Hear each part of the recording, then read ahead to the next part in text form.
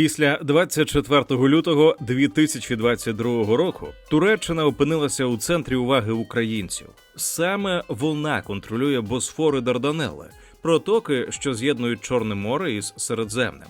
Завдяки Конвенції Монтре 1936 року Анкара має право закривати їх для військових кораблів, що і зробила після початку повномасштабного вторгнення Росії, фактично тримаючи ключі від нашого моря. На перший погляд, це зразкова регіональна держава.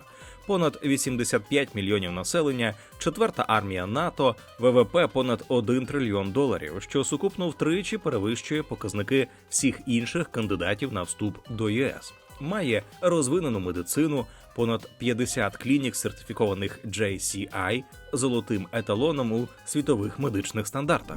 Стамбул входить у топ-20 туристичних напрямків світу, а турецька оборонна промисловість у 2025 році експортувала зброї більш ніж на $10 мільярдів. За Global Soft Power Index, який щороку складає британська консалтингова компанія Brand Finance, оцінюючи, як країну сприймають у світі за 6 параметрами – від міжнародної репутації до технологічного та культурного впливу, країна посіла 25-те місце зі 193 країн, випередивши Нову Зеландію, Португалію та Ірландію. Туреччина має й інший сильний фундамент. Вона сидить на 72% світових запасів бору, стоїть на перетині Європи і Азії і тримає промислову машину, яка генерує близько 20% економіки. Має 97% освіченого населення, кадровий резерв, про який мріє половина регіону.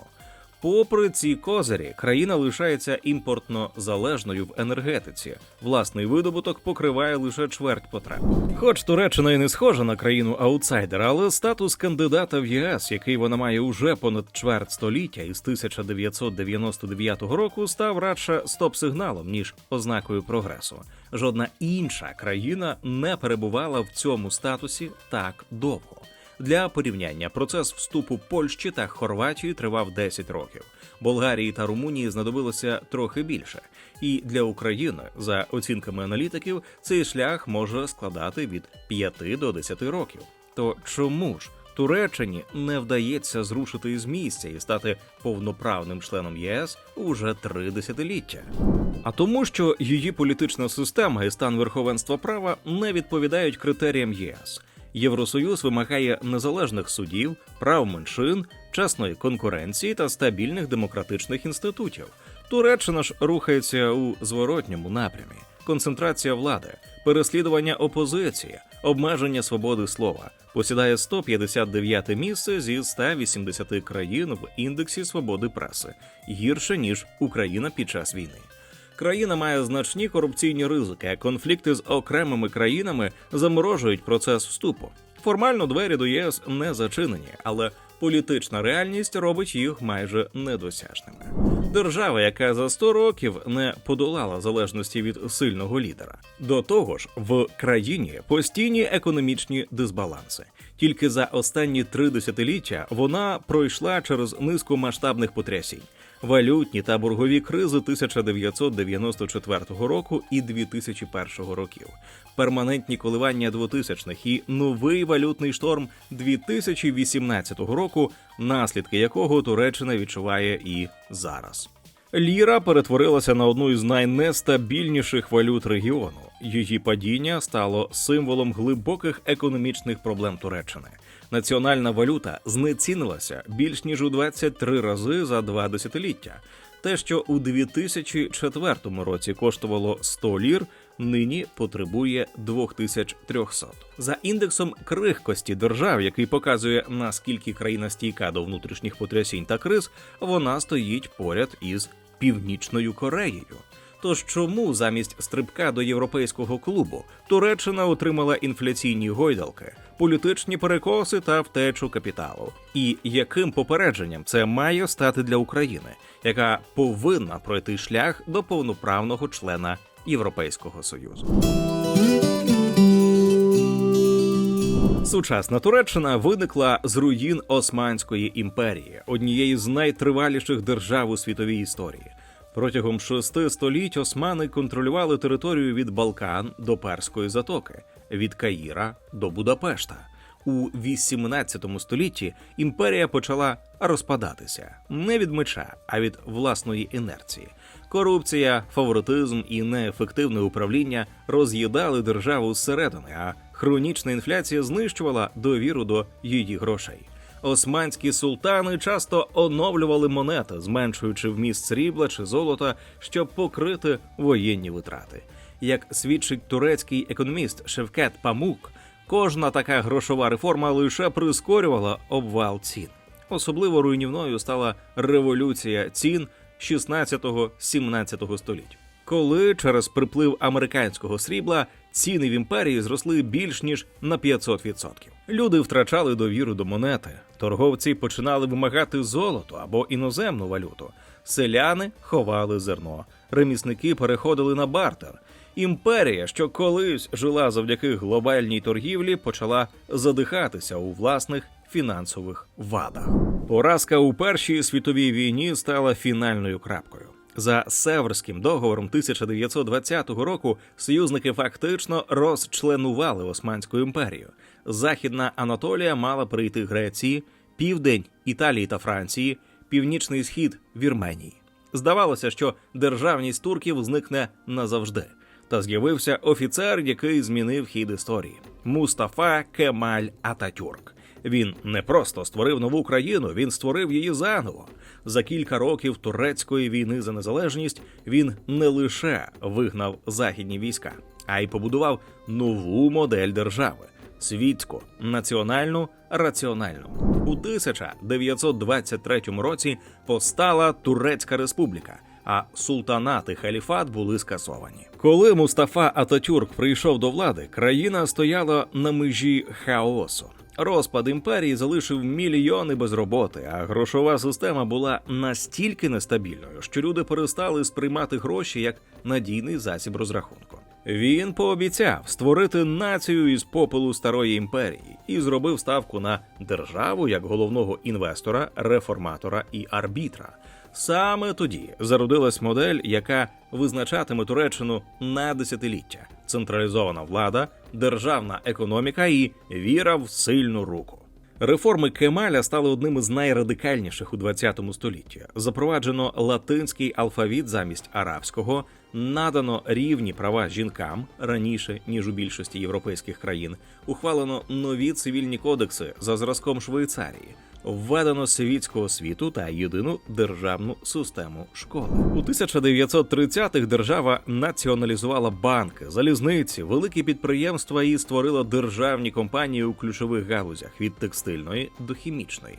В 1934 році почали діяти 5-річні плани, натхненні радянською моделлю, але з місцем для приватного бізнесу. Приватники могли працювати в тих сферах, які не вважалися стратегічними, зокрема у торгівлі, аграрному секторі, дрібній промисловості. Держава ж контролювала важку індустрію, банки та інфраструктуру. Це створило змішану модель, де приватні ініціативи співіснували з великими держпідприємствами. Результат. Між 1923 і 1939 роками важке промислове виробництво зросло на 150%, а ВВП на душу населення піднявся із $800 до приблизно $2000. Туреччина стала стабільною індустріальною державою, але з централізованою економікою, вразливою до зовнішніх шоків. Модель, закладена Ататюрком, передбачала майже повний контроль держави над економікою, що зробило її заручницею політичних рішень. Турецькі військові багато десятиліть вважали себе сторожовим псом держави. Тим, хто має стежити, щоб країна залишалася світською і щоб політики не розвалили систему. Коли, на думку військових, уряд перегинав палицю або відходив від принципів Ататюрка, або коли країна занурювалась в хаос, армія брала владу в свої руки.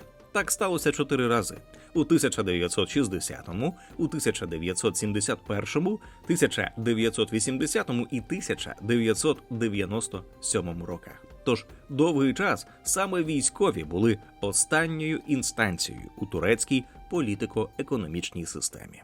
Ми дякуємо усім жертводавцям, патронам та спонсорам на Ютубі. Кожна ваша гривня наближає в Україні економічне процвітання та добробут, адже ми не просто робимо відео, а просвіщаємо виборців, які обиратимуть справжніх реформаторів. Допоможіть нам у цьому. Посилання про підтримку ціни держави в описі.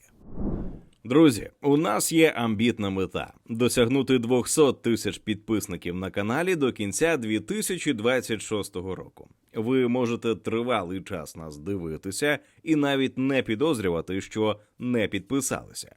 Підпишіться на наш канал і розкажіть про нього родичам та друзям. А також поставте вподобайку і залиште коментар під цим відео.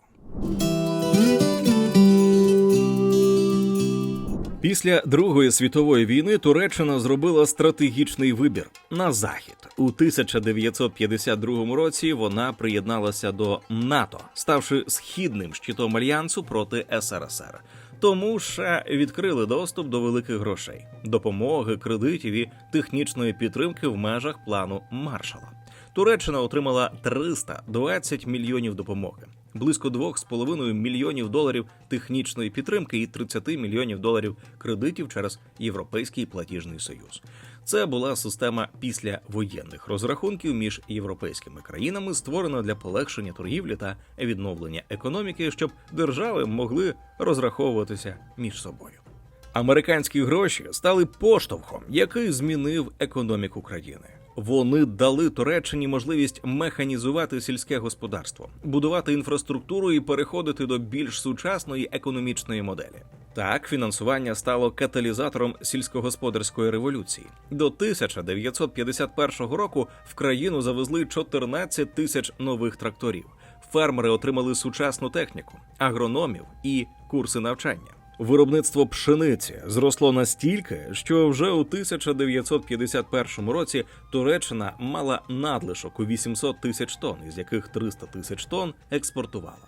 Бавовна збільшилася із 58 тисяч тонн у 1948 році до понад 150 тисяч тонн у 1951 році. Країна навіть увійшла до числа провідних експортерів зерна у Європі. Економіка здавалася на підйомі, але основа для цього дива була хиткою. До середини 1950-х швидке кредитування і надмірні державні витрати призвели до зовнішнього боргу, який зріс із 600 мільйонів доларів у 1953 році до понад 1 мільярду доларів у 1959 році і девальвації ліри із 2,8 до 9 лір за долар. Цьому сприяла політика демократичної партії на чолі із Аднаном Мендересом, колись символом реформ, а згодом авторитарного режиму, обмеження преси, тиск на університети, переслідування опозиції. Прем'єр Аднан Мендерес обіцяв зерно і дороги для кожного. Окрім цього, його уряд асоціювали з лібералізацією економіки, розширенням ролі приватного сектору, активною електрифікацією, що спиралася на притік іноземної допомоги та зростання аграрного експорту. Та коли борги почали зростати, а інфляція вийшла з-під контролю, уряд відповів не корекцією моделі зростання, а політичними затисканнями. В намаганнях придушити відродження головного конкурента – Республіканську народну партію було створено у парламенті комітет розслідування, що міг закривати газети, переслідувати опозицію і відзначився тиском на університети та обмеженням мітингів. У травні 1960-го терпіння армії урвалося. Військові, які вважали себе спадкоємцями Ататюрка, скинули Мендереса, повернувши Туреччину до циклу реформи, хаос, переворот. Безпосередніми каталізаторами перевороту стали поєднання економічної кризи, інфляція, девальвація 58-го року, накопичені зовнішні борги та політичних репресій, обмеження свободи преси, заборона опозиційних мітингів та сутички під час студентських протестів у Стамбулі й Анкарі навесні 60-го. Цей переворот став першим у довгій серії, попередженням, що демократія без економічної стабільності у Туреччині завжди крихка. Він відкрив нову епоху, коли армія стане тіньовим арбітром політики, а економіка – заручником циклу між реформами і кризами. 1970-х роках Туреччина зіткнулася з глобальним економічним шоком через нафтове ембарго ОПЕК 1973 року. Після війни судного дня арабські експортери різко обмежили постачання нафти країнам Заходу, і ціни вибухнули. Барель подорожчав із менш ніж $3 до понад $11,5 лише за 3 місяці. Для Туреччини, майже повністю залежної від імпорту палива, це стало критичним ударом. Витрати на імпорт нафти зросли більш ніж на $550 мільйонів, а загальний імпорт у 1974 році сягнув $3,8 мільярдів, перевищивши усі урядові прогнози. Попри скорочення обсягів імпорту нафти із 11 до 9,4 мільйонів тонн, витрати продовжували зростати. Уже 1974 року зовнішньоторговельний дефіцит сягнув мінус $719 мільйонів, а через рік майже мінус $1,9 мільярдів. Валютні резерви скоротилися вдвічі з $2 мільярдів до $1 мільярду. Економіка почала задихатися, паливо ставало дефіцитом, виробництво сповільнювалось. Країна опинилась на межі дефолту. Уряд намагався рятувати ситуацію, різко підвищивши ціни на пальне на 68, а місцями і 80%, створили фонд стабілізації, залучили кредити МВФ. Проте ці заходи мали лише тимчасовий характер. До кінця десятиліття Туреччина переживала інфляцію понад 60%, а з 1980 року вона майже досягла 100%. Промислове виробництво скоротилося на 2,8, а то й 5%. Безробіття перевищило 15%, а до 1982 року сягнуло більш ніж 18%. У містах з'явилися черги за хлібом і пальним. Фабрики зупинялися через відсутність енергії. Страйки паралізували транспорти. 12 вересня 1980 року армія знову втрутилася. Генерал Кенан Еврен скинув уряд, проголосивши надзвичайний стан, і зробив парадоксальний крок. Передав економіку не армійським радникам, а технократу-реформатору, який вірив у ринок – Тургуту Озалу, новому міністру економіки. Наслідок – замість звичного для переворотів закручування гайок почалася економічна трансформація. Він девальвував ліру, скоротив державні витрати, скасував більшість субсидій і дозволив вільне формування цін. Інфляція на початку реформ стрибнула ще вище. Але саме це дало простір для стабілізації. Було знижено мита, дозволено імпорт технологій, створено спеціальні експортні зони, лібералізовано валютні операції. Ефект виявився вражаючим. Експорт зріс із $3,55 мільярдів у 1980-му до $17,36 мільярдів наприкінці 80-х. Економіка зростала на 5% орієнтовно щороку. З'явилися нові галузі – автомобілебудування, електроніка, хімія. Нові можливості відкрили країну для інвестицій, але й для нерівності та спекуляцій на валютному ринку. Офіційний курс валют у 1980 і 81 роках становив 76 і 111 лір за $1 відповідно. Тоді як на чорному ринку у ті самі роки 96,2 і 141,5 лір за $1 відповідно.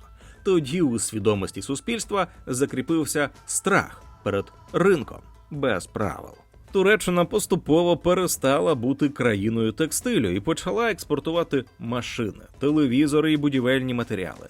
У другій половині 1970-х текстиль і одяг давали приблизно третину усього турецького експорту. Уже наприкінці 1980-х баланс змістився. Частка текстилю і одягу залишалася високою, приблизно 37% експорту, але більш як половину продажів за кордон, близько 52%, забезпечували металургія, хімія, машини та транспортне обладнання. Нафтовий шок 1970-х зруйнував стару економічну модель – державну, закриту, контрольовану. Озал заклав фундамент нової, ліберальної, відкритої, орієнтованої на експорт. Так почалася турецька трансформація від планової економіки до ринку. Після десятиліть спроб наздогнати Захід, Туреччина зробила рішучий крок. 31 грудня 1995 року набув чинності Митний союз між Туреччиною та Європейським Союзом. Подія, яка стала справжньою точкою неповернення. Вперше турецькі товари отримали безмитний доступ до найбагатшого ринку світу із понад 370 мільйонами споживачів. До 2008 року ЄС став головним торговельним партнером Туреччини. 56,5% експорту і 40,5% імпорту спрямовувалися саме до країн Європи. Експорт до Європи зріс із 12,5 мільярдів у 96-му до майже 64 мільярдів у 2008-му, у 5 разів за 12 років. Особливо швидко злетіла автомобільна промисловість. На території Туреччини з'явилися заводи Ford, Renault, Toyota, Hyundai. Випуск автомобілів зріс із 343,7 тисяч у 1997 році до 1,15 мільйонів у 2008 році. А експорт автомобілів і запчастин досяг 22,9 мільярдів доларів. Це 12,6% усього експорту. Туреччина й досі залишається одним із провідних експортерів текстилю та одягу у світі. Увійшла у топ-5 експортерів і станом на 2020 рік забезпечувала приблизно 7% ВВП. Після підписання Митного союзу турецькі компанії відмовилися від моделі дешевих тканин і зробили ставку на якість і бренди.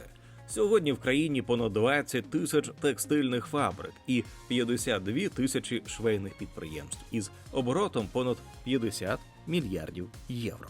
Серед партнерів Inditex, H&M, Mango, Zara, а головні ринки – це Німеччина, Італія, Іспанія, Великобританія.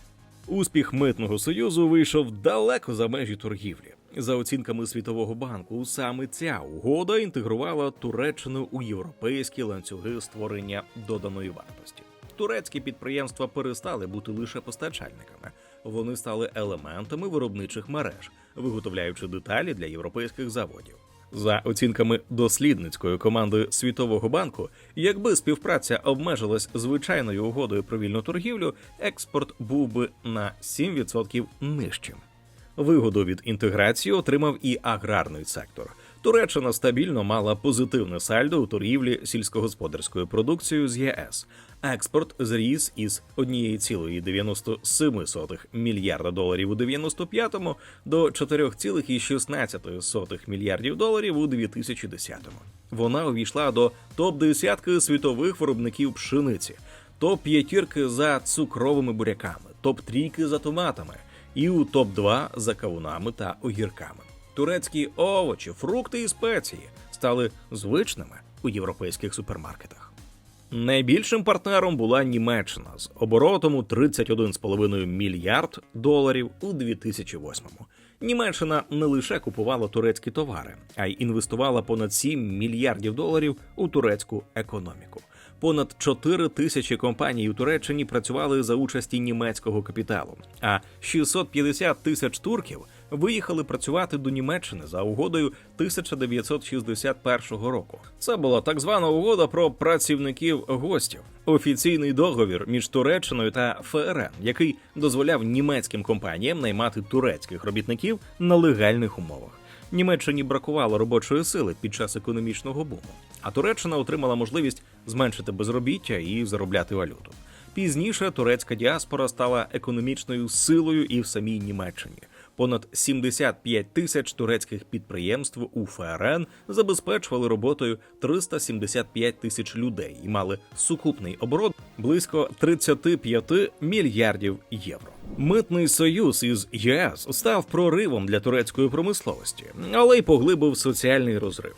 У Стамбулі з'явилися нові бізнес-центри, а у східних регіонах – безробіття і міграція.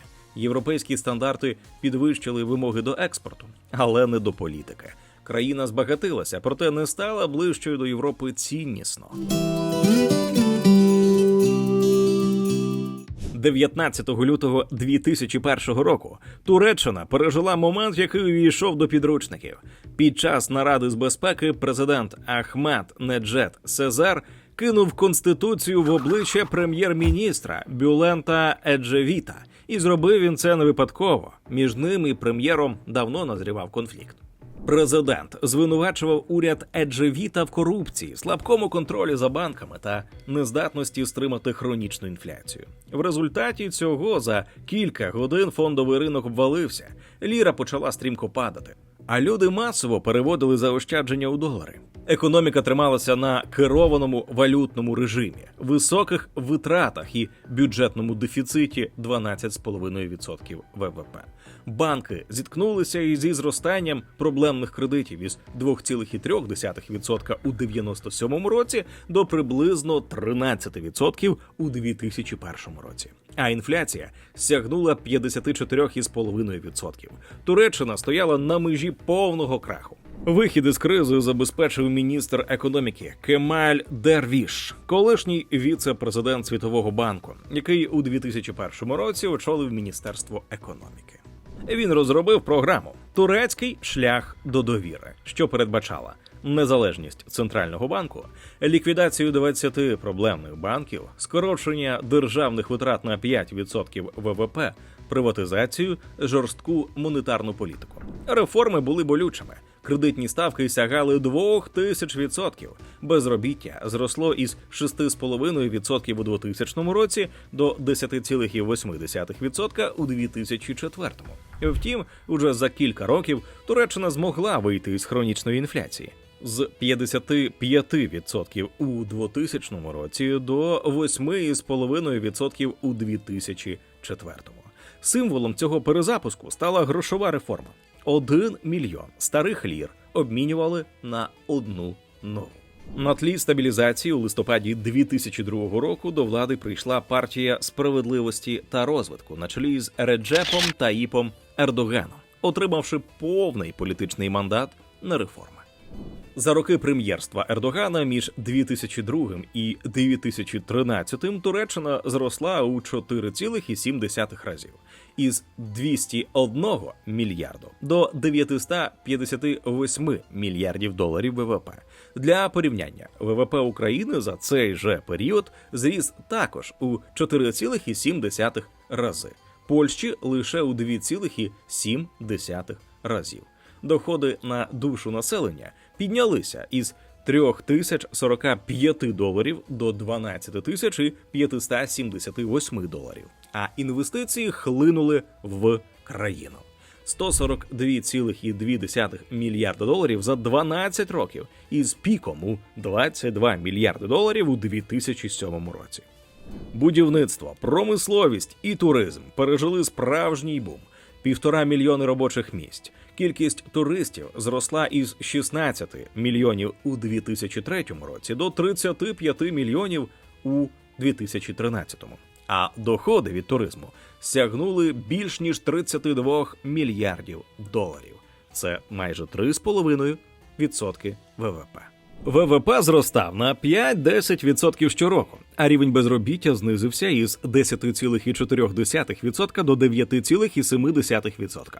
Туреччина стала членом G20, отримала статус країни з доходом вище середнього, а її компанії почали інвестувати за кордон. Наприклад, Yildiz Holding придбав бельгійського виробника Godiva Chocolate за $850 мільйонів у 2008 році та згодом об'єднав декілька міжнародних брендів у глобальний конгломерат Pladis, який працює на кількох континентах. На початку 2010-х усе виглядало ідеально. Стабільна валюта, рекордний експорт, оптимізм інвесторів. Туреччина здавалася новим економічним тигром Євразії. Але після 2013 року все це обернеться залежністю від короткострокового спекулятивного капіталу, який швидко входить і виходить з економіки і політичною централізацією влади. Перші сигнали з'явилися ще влітку 2013 року. Протести в парку Гейзі, спричинені планами забудови громадського простору та жорстокою реакцією влади. У 2014 році Реджеп Таїп Ердоган став президентом, що ознаменувало перехід від парламентської до дедалі більш персоналізованої моделі влади. Далі спроба перевороту 2016 року, надзвичайний стан і конституційні зміни 2017 року, які зосередили ключові повноваження в руках президента. Із 2018 року почнеться нова криза – валютна, боргова і довірча, наслідки якої Туреччина відчуває сьогодні. Саме так закінчилася епоха економічного дива. Не через економіку, а через політичну трансформацію інститутів. Незалежність Центрального банку Туреччини стала жертвою президентської політики. Замість інституції, що мала стримувати інфляцію, банк перетворився на інструмент адміністрації, а його керівники – на тимчасових виконавців політичної волі. Поворотним моментом стала валютна криза 2018 року. Ще 3 серпня долар коштував 5,09 ліри, а вже через 10 днів – 6,75. Національна валюта втратила третину вартості за тиждень. Банки призупинили валютне кредитування, а обмінники працювали до ночі. Сьогодні турки згадують той курс як недосяжну мрію. Долар перевищив 41,8 ліри і заощаджень, яких у 2018 році вистачило на холодильник, тепер на них можна було придбати лише чайник. Саме на цьому тлі президент Реджеп Ердоган оголосив війну лобі високих ставок, назвав відсотки інструментом експлуатації та особисто втрутився в роботу Центрального банку. Його економічна логіка полягала в тому, що високі ставки спричиняють інфляцію, тоді як низькі ставки стимулюватимуть інвестиції, зміцнюватимуть експорт і зменшуватимуть імпорт, а дешева валюта зробить турецькі товари конкурентно спроможними. На папері це виглядало привабливо. У реальності – як гра з вогнем. Першим під приціл потрапив Мурат Четінкая. Призначений у 2016 році, він діяв за класичною монетарною логікою. У розпал валютної турбулентності 2018 року підвищив ключову ставку до 24%, що дозволило стабілізувати курс ліри із 6,4 до 6 лір за долар. Це рішення дало короткочасну стабільність, але не сподобалося президенту. Додаткового удару по лірі завдали зовнішньополітичні фактори. 10 серпня 2018 року Дональд Трамп написав у Твіттер: «Я дозволив подвоїти тарифи на сталі, алюміній для Туреччини, оскільки вони не звільнили американського пастора Ендрю Бренсона». Один твіт і ліра обвалилася іще на 20% у кілька днів. Конфлікт виник через арешт американського пастора за звинуваченням у зв'язках з організацією Фетхуллаха Гюлена, рух, який по широкій думці вважається таким, що організував держпереворот у 2016-му, якого турецька влада вважає терористом. Трамп вимагав негайного звільнення. Ердоган відмовився. Потім Трамп у 2019 році погрожував знищити турецьку економіку за операцію проти курдів у Сирії, а сьогодні вже називає Ердогана другом. Та від того твіта країна оговтується досі. Ердоган звинуватив у кризі тіньове міжнародне лоббі процентних ставок, яке нібито веде кампанію проти турецької економіки. У його виступах з'явилися теорії змови про економічний тероризм та валютні атаки. Але справжня війна розгорнулася всередині країни між президентом і Центральним банком. Коли у червні 2019 року Четінкая відмовився виконати вимогу знизити ставку на 300 базисних пунктів, Ердоган достроково звільнив його. Його наступник Мурат Уйсал очолив банк 6 липня 2019-го. Уже за кілька тижнів після призначення він знизив ставку з 24 до 19,75%, а до травня 2020-го до 8,25%, найнижчого рівня з 2016-го. Така політика мала на меті стимулювати кредитування, але призвела до розкручування інфляції. Коли у вересні 2020 року інфляція перевищила 11%, Уйсал спробував корекцію, підняв ставку до 10,25%. Однак 7 листопада 2020 року його усунули на тлі падіння ліри на понад 30% з початку року. Новим главою став Наджі Акбаль, колишній міністр фінансів. Під час його каденції з листопада 2020 року до березня 2021 Центральний банк Туреччини підвищив ставку до 19%, за що Акбаль отримав визнання на ринку за спробу відновити кредитоспроможність Центробанку. Однак уже 20 березня 2021-го Ердоган звільнив його через рішення про підвищення облікової ставки, щоб стримати інфляцію, що не відповідало політичній лінії президента, який традиційно виступає проти високих відсоткових ставок. Звільнення знову вплинуло на фінансовий ринок. Ліра різко впала, більш ніж на 10% уже в перші години після оголошення. Ердоган замінив його на абсолютно лояльного Шахала Кавджіоглу, колишнього депутата від правлячої партії «Справедливості та розвитку» та колумніста провладної газети «Єні Сафак». Тоді уряд придумав геніальне рішення. Було запущено нову програму – депозити, захищені від валютного курсу. Суть його в тому, якщо ліра знецінювалася швидше, ніж люди отримували відсотки до депозиту, держава доплачувала різницю з бюджету. Тобто громадяни не втрачали гроші через падіння валюти. Спочатку ідея спрацювала. Ліра різко зміцніла до 10,7 за долар. Укріплення на 35% за 5 днів. І стабілізувалася на рівні 13-14 лір за долар у січні-березні 22-го. Однак, уже до кінця 22-го року бюджетні платежі за цим інструментом досягли понад 91,5 мільярдів турецьких лір. Це приблизно 5 мільярдів доларів. За даними Організації економічного співробітництва та розвитку, програма коштувала близько 0,6% ВВП у 2022 році. При цьому грошова маса зросла на понад 40% за 8 місяців 2022 року. Інфляція досягла 85,51% у жовтні 2022 року, найвищого рівня за 24 роки.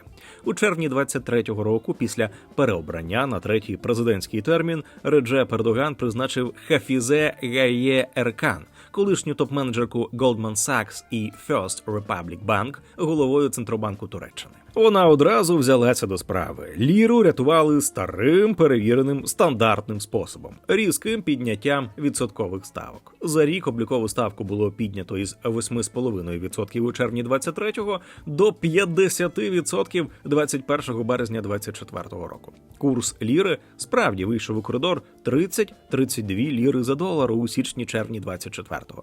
Інфляція, що досягла максимуму у жовтні 22-го року, наблизилася до 65% наприкінці 23-го. 2 лютого 2024 року Еркан подала у відставку, заявивши про, цитую, атаку на її репутацію. Після чого її місце зайняв Фатіх Карахан, її колишній заступник. За його керівництва ставка залишалася на рекордному рівні 50%, а інфляція поступово знизилася до 47,9% у листопаді 2024 року. 26 грудня 2024-го Центробанк Туреччини розпочав цикл пом'якшення, зменшивши ставку до 37% на початку 26-го. Після цього курс ліри оновив рекордні мінімуми, перевищивши 35 лір за долар наприкінці 24-го, на початку 25-го. Та на початку 2026 року це був показник у 43 ліри за долар. Поворот до ортодоксальної політики позитивно відзначили міжнародні інституції та рейтингові агентства. Зокрема, Fitch у 2024 році двічі підвищував рейтинг Туреччини. Спершу до рівня B+, а згодом до BB-. А на початку 2026 року агентство змінило перспективу на позитив, підтвердивши рейтинг BB- як знак помірного покращення економіки. Так, за останні 6 років країна змінила 6 очільників Центробанку. Для порівняння в Україні за цей самий час змінилося лише 3 керівників НБУ. У розвинутих економіках все стабільніше. Джером Пауелл очолює Федеральну резервну систему США з 2018 року, а Крістін Лагард – Європейський центральний банк з 2019-го. Незалежність Центробанку – це не примха, а основа стабільної економіки. Після 2 десятиліть експериментів з економікою росту без правил, Туреччина входить у фазу не фінансової, а інституційної кризи. Попри спроби дедоларизації, довіра до ліри залишається низькою. На вересень 2024 року частка валютних депозитів становила 46,5%. Бізнес, особливо малий, задихається від кредитних ставок у 60-70% річних, а фінансова система працює в режимі виживання. Держава намагається тримати все під контролем, знищуючи конкуренцію і незалежність регулятора. Нестабільність торкається не лише ринку, а й має відчутний вплив на життя. Інфляція у 58,5% з'їдає будь-яке зростання доходів. Це стимулює еміграцію. У 2023 році Туреччину залишили понад 714 тисяч осіб, із яких 40% – це молодь віком від 20 до 34 років. Інституційні провали стали особливо помітними після землетрусу 6 лютого 2023 року магнітудою 7,8, який забрав понад 53 тисячі життів і зруйнував понад 500 000 будівель. Трагедію поглибили системні порушення. Норми, що передбачають високі вимоги до проєктування та контролю, часто ігнорувалися. Будівельний нагляд вибірковий, а будівельна амністія 2018 року легалізувала понад 3 мільйони споруд без повної перевірки норм безпеки, поповнивши бюджет на 16,5 мільярдів лір. Корупція в Туреччині стала частиною моделі управління. За індексом сприйняття корупції Transparency International країна опустилася із 45 балів у 2013 році до 31 у 2025. 124 місце в світі, обігнавши Узбекистан та Азербайджан, але все ще нижче Нігера та Монголії. Для порівняння, Україна піднялася із 26 до 36 балів за той самий період. Паралельно деградували верховенство права і свобода слова. За індексом World Justiciary Project Туреччина має лише 0,41 бала із 1 і посідає 118 місце у світі. Після спроби перевороту 2016 року, яку влада пов'язала із Фетхуллахом Гюленом, ісламським проповідником і колишнім союзником Ердогана, із яким той розірвав відносини після конфлікту за вплив над судами, поліцією та держапаратом, влада запровадила надзвичайний стан та провела масштабне очищення державних органів та медіа. Понад 160 видань закрито, сотні журналістів заарештовано, а Вікіпедія була заблокована на 3 роки. Туреччина стабільно входить до топ-5 країн за кількістю ув'язнених журналістів, а свобода преси у 2025 році оцінюється на рівні 159-го місця зі 180 країн світу. Конституційна реформа 2017 року закріпила суперпрезидентську систему.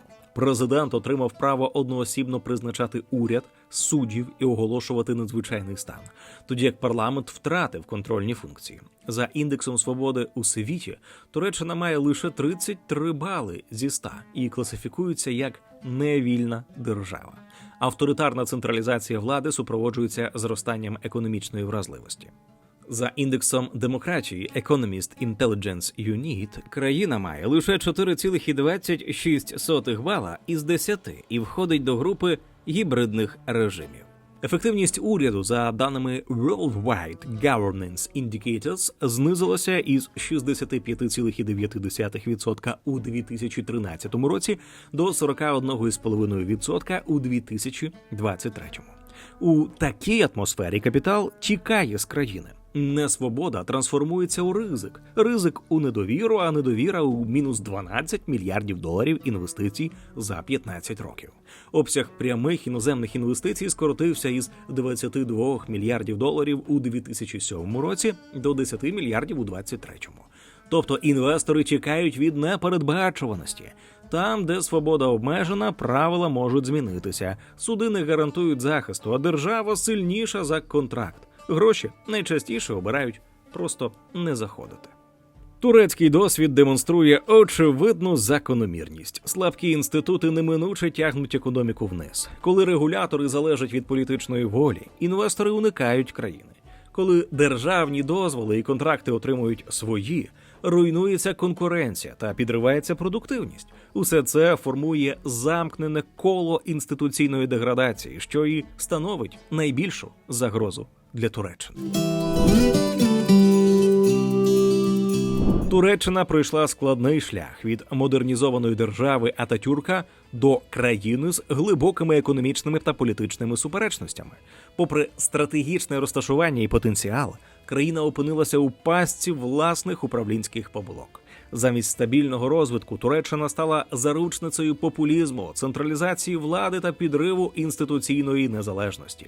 Підміна професійного, економічного управління політичними рішеннями призвела до втрати довіри інвесторів, знецінення валюти та деградації демократичних стандартів. Економічні успіхи минулих десятиліть, побудовані на ринкових реформах і міжнародній інтеграції, були поступово знищені. Замість того, щоб підтримувати незалежність Центрального банку, уряд зробив його інструментом президентської волі, що зруйнувало стабільність монетарної системи. Девальвація ліри, інфляційні шоки та втеча капіталу стали безпосередніми наслідками цієї політики. Турецький приклад показує, як ігнорування економічних законів у поєднанні з авторитарними тенденціями веде до системних криз. Не менш небезпечною виявилася політична трансформація держави, демонтаж системи стримувань і противаг, обмеження свободи слова та медіа зруйнували довіру суспільства до влади. Корупція, вибіркове правосуддя і відсутність відповідальності посадовців зробили країну вразливою. Для України турецький шлях – це не просто історичний приклад, а серйозне попередження. Успішна економіка неможлива без сильної демократії, верховенства права і незалежних інституцій. Лише там, де держава не підміняє ринок, а політика економіку, можливе довгострокове зростання та довіра громадян.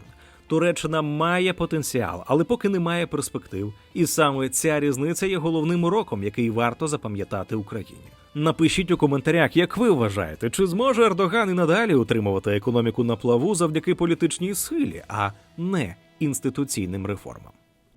Це відео було створено завдяки підтримці Atlas Network. Думка авторів відео не обов'язково має збігатися із Atlas Network.